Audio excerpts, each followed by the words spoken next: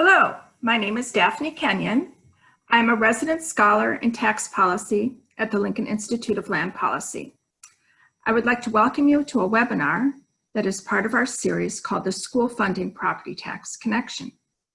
Today, I will introduce the series and then focus on Wisconsin.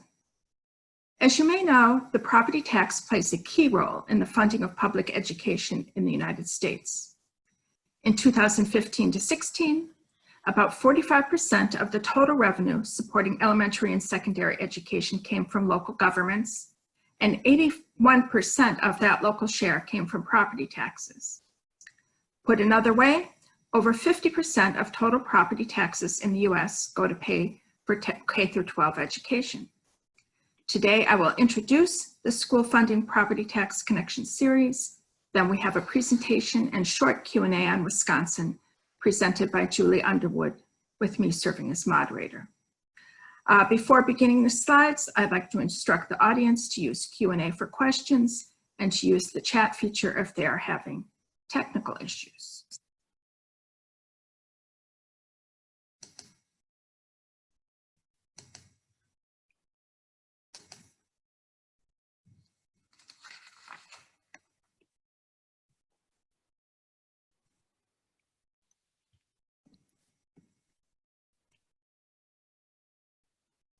As you can see in the first slide, the property tax has contributed an important and relatively stable share of total public education revenue in the United States from 1989 to 2017, between 36 and 41%.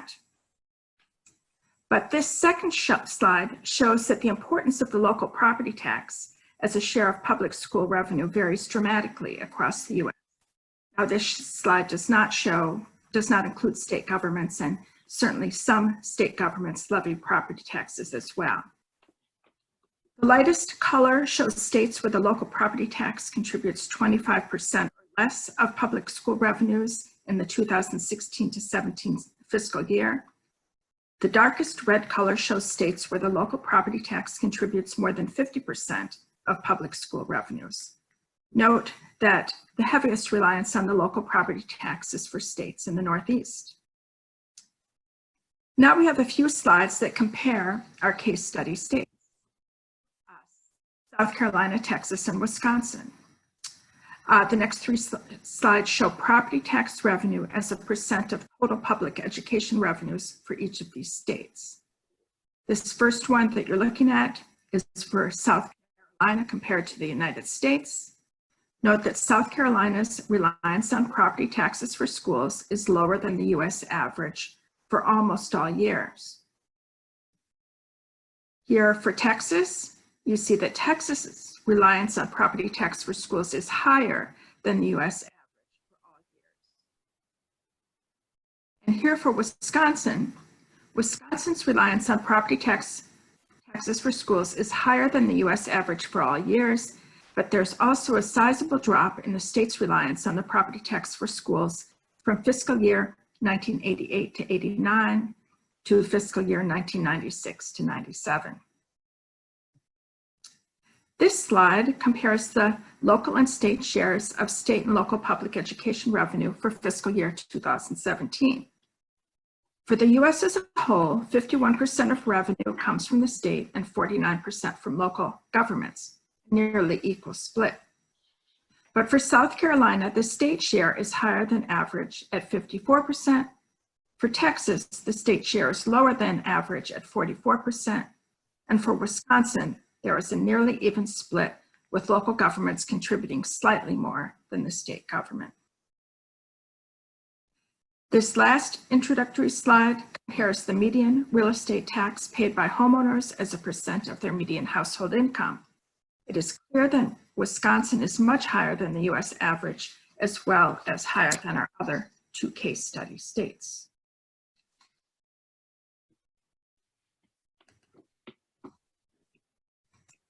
Let me now introduce Julie Underwood. Julie Underwood is a public education advocate and nationally recognized authority on school law.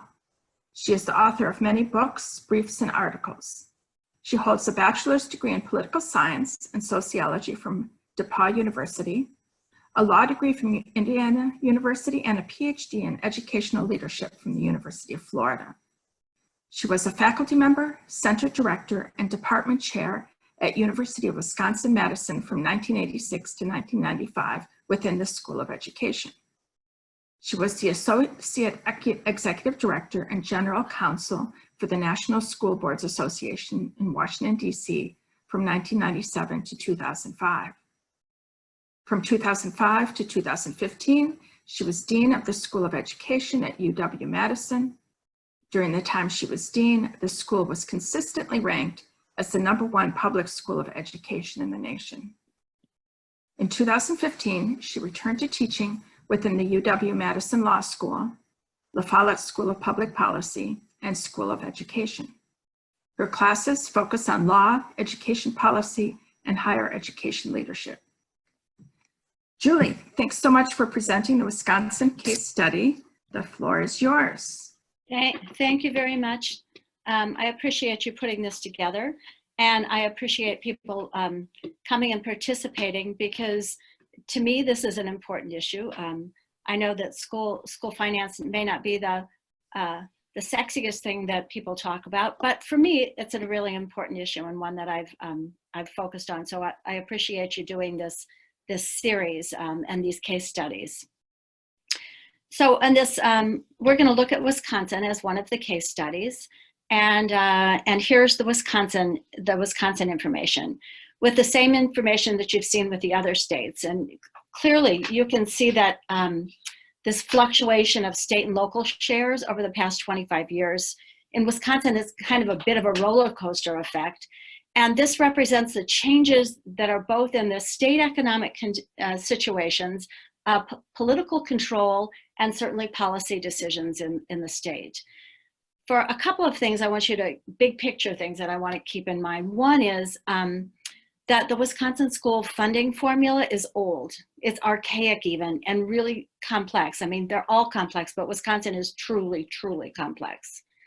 And rather than making changes to it over the years, the legislature really has just added onto it. So it had a system and they just keep adding pieces onto it. There's not been an overhaul of the entire formula in over 30 years. So that makes it increasingly complex. The other big thing that we want to look at, of course, is that Wisconsin now, as you can see in this chart, in this graph, really relies heavily on local property tax funds. You know, it's gone down and then come back. Last year, the legislature created a Blue Ribbon Commission on school funding, and I served on that commission. We were asked to look at bold changes, and there was, of course, a debate over whether we should just tweak this school finance formula or whether we really should transform the whole thing. And after many, many hours of work over, I think, an 18-month period, lots of testimony around the state, lots of discussion, politics reigned supreme, and really nothing got changed, not even much tweaking. So we continue with this really complex kind of formula. So let's look at Wisconsin's changes back and forth in terms of reliance on state funds, our general funds, what we refer to as GPR, and the local property tax funds. And if you could move to the next slide. So this is the same timeline minus the federal influence, which really only matters when you look at the inclusion of the federal stimulus money. But please notice the labels that are on this. They explain the fluctuations that we've had. In the early 1990s, back there, you can see on the chart, the state did two things, and they were connected to each other. They did them simultaneously, and they were interconnected. The legislature imposed a revenue limit on school districts, which is actually a school spending limit on school districts, so that you can only spend a certain dollar amount per pupil. And they imposed this revenue limit, and this froze the school district in their tracks to whatever spending per pupil they were doing that year. They had to stay at that per pupil level. And this was intended to curtail local spending. The state at that same time made a commitment of paying 2/3 of that total for local school districts. So it was a two-thirds state share pledge. And so the legislatures said at that time that the revenue limit, or that spending limit, was necessary so that the 2/3 funding promise from the state didn't come as a blank check on the state GPR. Now, of course, time moves on, and as you can see in the chart, time moves on, and there are going to be certain changes. Local school districts can increase their spending limit through a referenda, and an operating referendum increases that spending limit that they have, per pupil spending limit that they have. And as we've moved through time since the 1990s, when the spending limit was put in place, most school districts around the state of Wisconsin have actually increased that limit, that revenue limit. And of course, the state did make some adjustments of a couple $100 a cycle. And in the state of Wisconsin, we use a biennial budget. So a cycle, you know, a 2-year, we use biennial math, a 2-year budget cycle. So they added, every once in a while, they would add a certain amount onto that revenue limit, or that spending limit. And sometimes they would add additional funding, state funding, which they might denote as outside of the revenue limit. So it would be on top of the revenue limit, and could increase the amount of money that that schools could spend. An example of something that they might have added on top of the revenue limit would have been spending for school safety. So the state did in a couple of years provide additional funds for local school districts outside of that revenue limit for school safety. But the states, as you can see, as you might notice here, that the state didn't keep up with that 2/3 funding commitment. However, they have continued the revenue limits. So we have these spending limits in place, but the state has not continued to spend. They really never did make it up to that 2/3 commitment. They used some odd mathematics and some formulas for a bit to stay up at that 2/3 commitment. But nowadays, they certainly are not at that 2/3 commitment. So if we could move to the next slide. This next slide, of course, looks at expenditures change, and you know, they go both up and down, as you can see. And this is maybe even more of a roller coaster. So our expenditures went up and down. They plummeted in the post-recession years because there was a $1.6 billion budget cut that was taken during the Walker administration in Wisconsin. That occurred simultaneously to the banning of most public unions, including obviously teacher unions. So in that year, there was a huge budget cut for local school districts. And as you can see, we certainly have not made up that difference since then in terms of total school expenditures, and the state share has not come back. Our state economy was very strong until this current COVID crisis, but the state policy makers have chosen to provide additional state tax cuts, not property tax cuts, but state tax cuts, and they've increased substantially the spending on private schools rather than providing additional funding for public K-12. And in February of 2020, there was news of an expected state surplus. We were doing quite well financially as a state. And the current governor, Governor Evers, who is an educator, proposed spending on spending that surplus on K-12 education.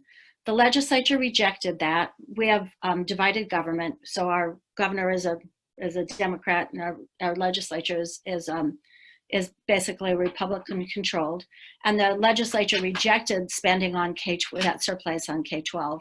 They passed, instead they passed some additional statewide non-property tax credits and relief. The governor vetoed that spending, and there was no agreement on that budget that occurred before the legislature went out of regular session.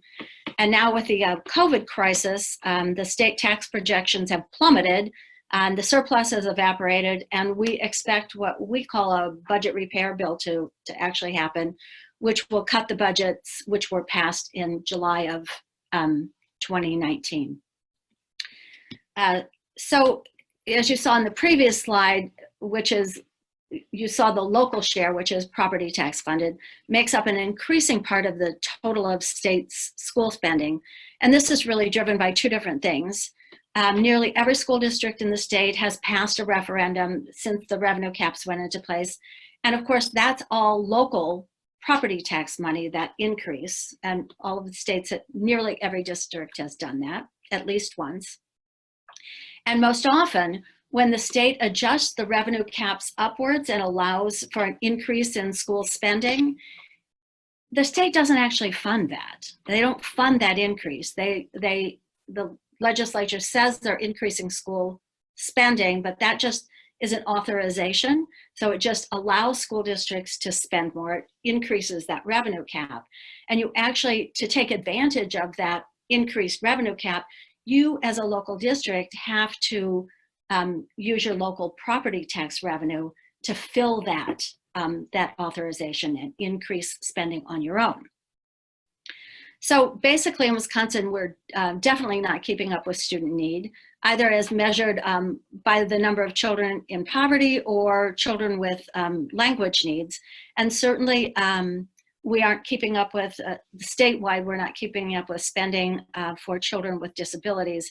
In fact, as a state, we annually transfer over $1 billion of school funding from the general from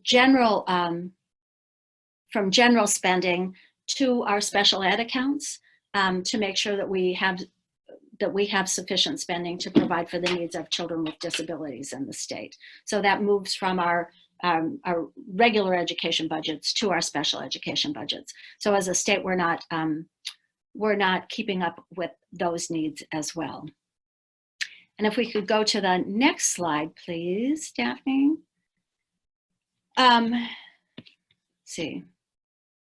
So what you see here is really a divestment in public education. The state has continued to increase its investment in private schools during this time across the state. We started with one small program in Milwaukee, the Milwaukee Parental Choice Program, and now we have a number of voucher programs, including a statewide voucher program and a special education voucher program. These costs are paid out of the state education share or of GPR, and are stated, they're done on a cost guarantee, and they impact both the state and local budgets. These voucher programs are statewide, and they're incredibly expensive, as you can see in this chart. And in that legislation that creates them, they're set out as some certain expenditures. So as the state budget fluctuates, the public schools are impacted, but the private voucher programs are held harmless because they're given these payments, like, you know, $6,442 per child. That's written in the legislation. And in the next slide, if you would go to, you can see in the next slide, you can see how these have grown to encompass the entire state. And you can see here the spread of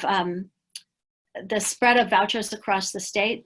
So our story is really about elected officials sending an increasing amount of state GPR to private schools and moving public education off of state GPR and back onto local property tax as a local responsibility. And I'll leave you with that. Thanks. So, Julie, thanks so much for a concise and interesting and up-to-date explanation of key school funding and property tax issues in Wisconsin.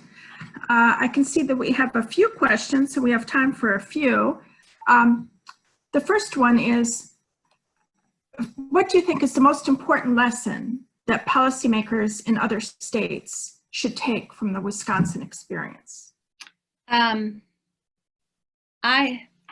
The most important lesson that we can give to others across the United States would be what happens when public education becomes a partisan issue. Because in my mind, and for many years, public education was a nonpartisan issue where both sides of the aisle supported public schools. Most of the elected officials actually have, state officials have schools that are in there among their constituents. And what we've seen is education becoming a partisan problem. And the fact that it is partisan is really an education problem, because we kind of get pushed and pulled and pushed and pulled. And it makes quite often for bad policy when you're not paying attention to children's needs and you're just trying to push partisan power. Thank you. That was a tongue twister. Yes, yes. So I noted that Wisconsin is unusual in placing a limit on total school aid and property tax per pupil for its school districts. So if state aid increases, property taxes must be lowered. Can you talk about that a little bit more? I think many people outside of Wisconsin might find it confusing and might wonder. It's mind-boggling. And it's particularly mind-boggling because it's not clear that that's what happens. Unfortunately, our finance formula is very opaque. It's not transparent whatsoever. It's hard to figure out. With so many moving parts, it's hard to figure out if you increase this, does something else increase or decrease? You really have to run the formula entirely before you can figure out what would happen to your local school district. So it's hard for school boards to make decisions about what to do and how to do it. So we call this a revenue limit. A revenue limit. I mean, we don't even use a regular word for it. It's a spending limit. And the odd thing is that you keep this spending limit and you are set at that particular spending limit, and it was frozen since they put it in place in the 1990s. And even though the state may pay a little bit more, when the state pays a little bit more, that means that property taxes would decline. And that's what you saw in that first downward slide in our graph. So if the state pays more, property taxes decline. But when the state doesn't pay anymore and the state reduces their share, property taxes obviously have to increase. And when the state says that they're going to increase that revenue limit, that just lifts that up and creates a bigger gap for property taxes to fill. We also have a number of other things that we use odd names for that don't make it clear what we're doing, but that's an unfortunate one. And it doesn't really recognize the fact that costs increase for schools, and it doesn't allow for school districts to actually keep up with any of those increasing costs for increasingly needy students, and throughout time, just the increasing costs. Okay, yeah, thank you for that explanation. I see we have time for one last question. It's kind of a magic wand question. So Julie, if you had the ability to take a single property tax or school finance reform change or action in your state today, what would you do? I would blow the whole thing up. Okay. I would, when we had the Blue Ribbon Commission, I was one of them who said, we need to transform this system. We need to make it much more transparent. We need to make it predictable, and we need to make sure that it actually is tied to student needs, because right now it's none of those three things. So yes, I would change our entire school finance system. Okay, great. Well, Julie, thanks so much for your time today. Thanks to our audience as well. I hope you will look for the other two parts of our School Funding Property Tax Connection series, which are presentations on South Carolina and Texas. I also hope that you will check out the wealth of property tax information that the Lincoln Institute has on its website, www.lincolninst.edu. Among other resources are significant features of the property tax database and our state-by-state property tax at a glance visualization tool and narratives will give you in-depth information on the property tax in each state. Thank you so much. Thank you. Thanks.